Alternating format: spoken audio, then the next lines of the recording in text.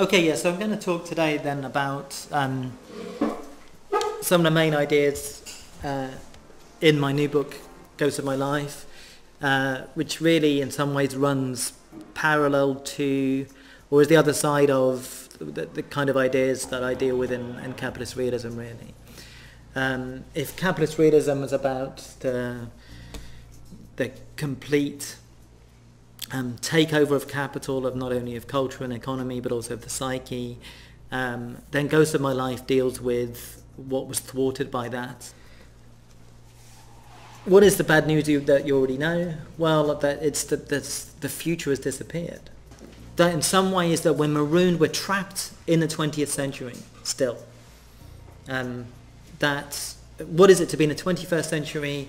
It's to have 20th century culture on higher definition screens, or 20th century culture distributed by high-speed internet. Actually, the phrase that captured this for me, and which I use at the start of Ghosts of My Life from Franco Berardi, is the slow cancellation of the future.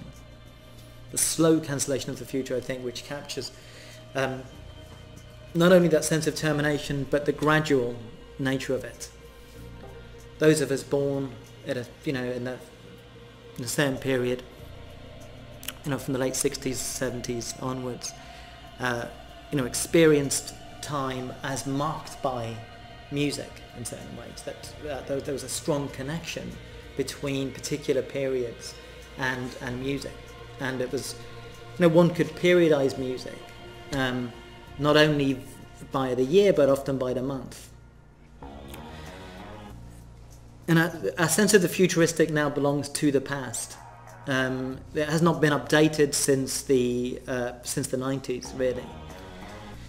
The way to establish a lot of what I'm saying, I think, is a simple kind of time travel experiment, which is, if you imagine beaming back any music produced in the 21st century into 1994. I picked 1994 deliberately because it's 20 years ago, and it's hard for some of us to accept that 1994 is 20 years ago. But if beaming it back to 1994, what would happen if people heard that music in 1994? Would they go, "My God, this is inexplicable. I've never heard anything like this. This isn't even music." I don't think anyone's going to do that. I don't think anyone would do that. Actually, I think the reverse would be the case. If you beam back music from 2014 to 1994, people are going to say, "Are you serious? This is coming from 20 years in the future. This doesn't sound that different from what we've got today." And I think that's thinking of that 20-year period illustrates the kind of slowing down, a flattening of time that I'm referring to. Because if you think back of 1994 to 1974. The vast sonic worlds that had been born and died in that period, the enormous kind of series of mutations that had occurred between 74 and 94, or again between 54 and 74, the speed, the rapidity, the efflorescence of different sounds, different sensations that emerged in that period.